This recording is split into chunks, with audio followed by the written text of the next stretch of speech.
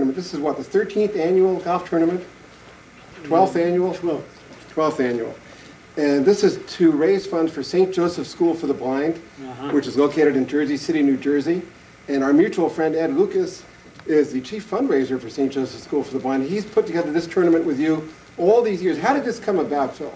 Well, I met Eddie while he could still see out of one eye. He had been hitting the other eye with a baseball. He was about 12 years old, I think, at the time. And then we got together and went out a few times for dinner. I knew his wife at that time, and they had problems, and they got a divorce. And so I was with him quite a bit, and then that's when they had to go out and get seeing eye dogs. I guess they still do it to some extent, but Eddie didn't do it anymore.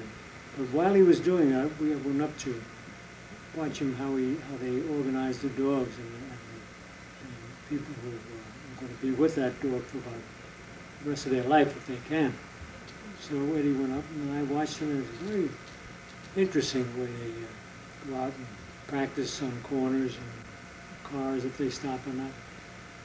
And so they wanted to make a little money for St. Joseph's School for the Blind. And the first year we didn't know what, we had raffles and things, and I said, Eddie, we got to get a golf tournament going. And it took, the first year, it wasn't too good because we didn't know how to run a golf tournament.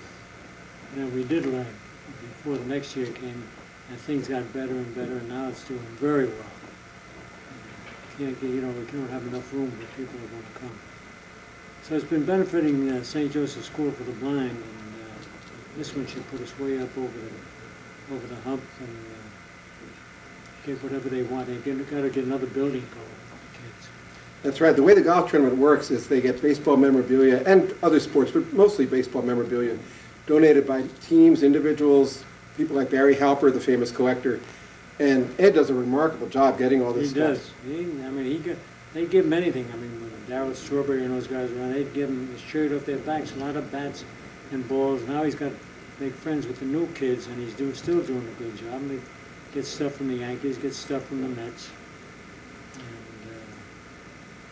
And they do an all-around great job for the kids. Phil, I've got to ask you about your career. You won the Most Valuable Player Award in 1950. Yep. And you competed against guys like Ted Williams and Joe DiMaggio. How did a shortstop, who hits .324 with, what, 7 home runs, I think, that year, how did you get the MVP award? I don't know, and Yogi was very upset about it, too, because he had a great year. Oh, he had a tremendous year. And I didn't do anything. They vote. You can't go around saying, let's vote for the scooter. So I was so surprised. I was playing golf when they could sort of people come running down the fairway, and I didn't know what happened. They told me I was the most valuable player. First I thought they were kidding. Sure enough, it happened. I couldn't believe it. And you played in, what, 7 World Series, 9 World Series? What was it? Well, it was more than that. We lost 2 of them, and we won 7. So at least must 9. Have been 10. Maybe 10. Yeah, it was 10. That's just remarkable. These days, with all the extra playoffs, I don't know if that would be possible. Well, no, that's right. It's the Yankees almost did it. Would have done it had they got that one. They lost that one World Series. They had won 3 in a row, and that would have been 4, and then they won the next year. So they would have had 5, and then they missed last year.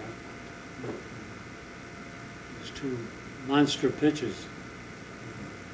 Schilling and Randy Johnson. But with all the off days now in the postseason, the team really can get by with 2 or 3 pitchers, right? And it's tough, those 2. I mean, that's what happened. That's why they lost the series last year. They each won 2 games. That's all you need is 4 games. And then Randy Johnson pitched in relief in the last game. Yeah, he did. Yeah. That was incredible. Well, how do the Yankees of today, I'm sure you've been asked this 1,000 times, how do the Yankees of today compare with the team when you played? Well, it's tough to make comparisons, but everything has changed. The ball is livelier, the parks are shorter. They did everything to make it good for the fans, which I thought was great. You know, all the home runs going now. But, the ball it's like a golf ball now when you hit it. And then the light bats that they use, more bats are broken. I can't believe it. They're like toothpicks. They shattered. And the other day, Barry Bonds hit one bat broken 3 pieces.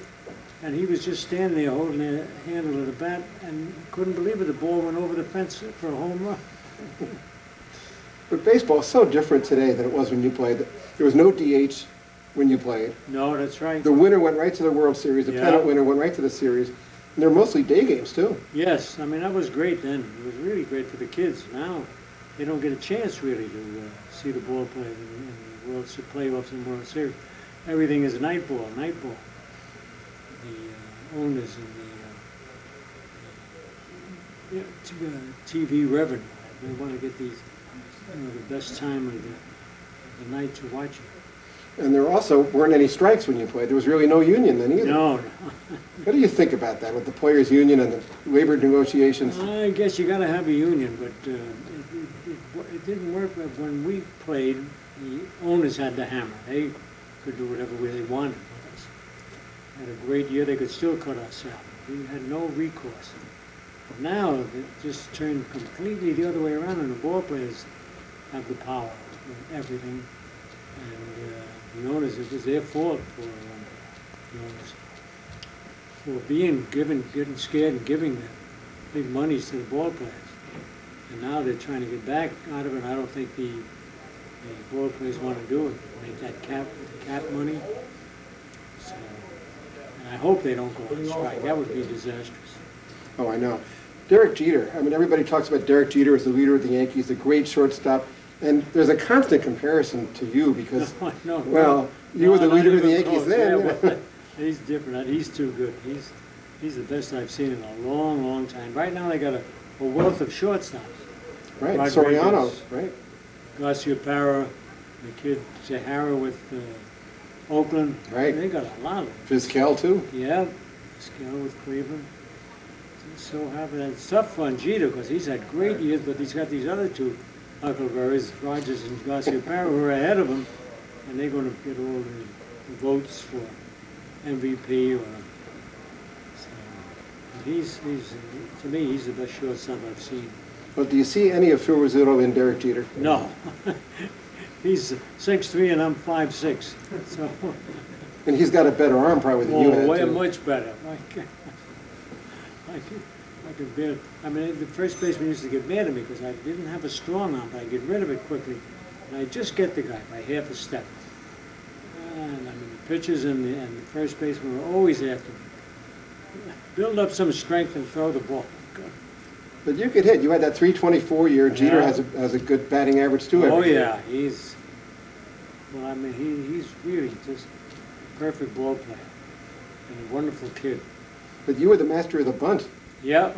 You used to be a spring training coach with the Yankees. I remember know, that. Yeah, no, well, they don't want to learn now. They want to hit. You see the way the ball, how lively it is. They don't want to take chances on missing out on a home run. So nobody knows how to bunt anymore. Hardly anybody. There might be one or two in both leagues. Well, that explains why Tom Glavine led the National League of Bunts last year. Yeah. He's a pitcher. Yep. He led the league in they work on sacrifice. it. Yeah, that's right. Well, how'd you get the nickname Scooter? Was it from your fielding or for your running? No, my running. Billy Hitchcock was together with me in Kansas City. He's from down deep south, and they have these quaint sayings. And when he saw me run, he said, "Man, you don't run, you scoot." And from that, Scooter emerged, and I like it. It's better than what I've been called many other times. That's the same Billy Hitchcock who later managed the Braves, I believe, right? I think he became a big league manager with the Braves. Yes, yeah, he was, yep. And he managed some other teams, too. And then he became president of one of the leagues. Minor league, I think. Yeah. Southern League or something like that. Did you have a different perspective as a broadcaster than you did as a player? Oh, yes, absolutely. Absolutely. How did Much easier game from up there in the booth. Much easier. But, you don't realize it until you get up there and then do it from ground level. It's altogether different. And I like it better from up in the booth. Because when you were playing, the infield was turtle back, and you could just see the top of the outfield. It was not a very comfortable thing. Now it's just perfect. Did you find yourself second-guessing the manager more in the booth? Oh, I second-guessed him. No, on TV, yeah. Not when I was a player. No, okay. You played for Casey mostly. Yeah, yep. But my best manager was Joe McCarthy, who was my first manager in the big leagues. Right? He was what they called the push-button manager. Yeah. Some of the jealous rivals called him that. Yeah, and it wasn't fair to him. He had all those big names. Yeah, when you think of DiMaggio, Keller, and Henrik in the outfield, Bill Dickey catching, Red Ralph and Joe Gordon, and all those great pitchers, Red Ruffin. When Casey became the manager, wasn't that kind of a surprise? Oh, very much so. I don't know how they picked him out.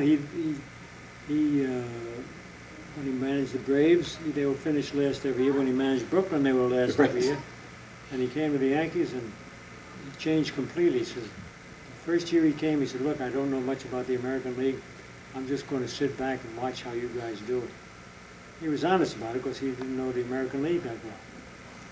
And sure enough, we won the pennant, we won the World Series. And we went ahead and won 4 more for him. Right. He won 10 pennants in 12 years. Yeah, well, 5 in a row is the one that. That's right. Yeah. That's pretty amazing. Well, Warren Spahn said he played for Stengel before and after he was a genius, meaning that Spahn played for him with the Boston Braves and the New York Mets. Right. And with the Yankees, Stengel was a genius, but Spahn wasn't there. I know it.